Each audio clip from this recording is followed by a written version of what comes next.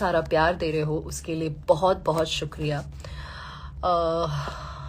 बस मैं यही कहूँगी कि ऐसे ही प्यार देते रहिए, बहुत ज़रूरत है।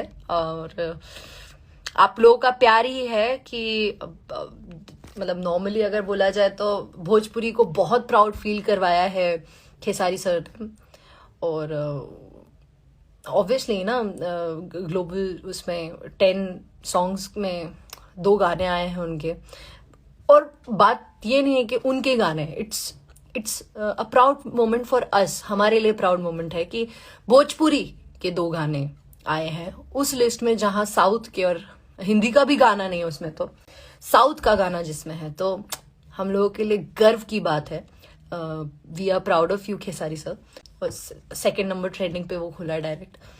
तो आप लोगों से यही उम्मीद है, यही एक दिल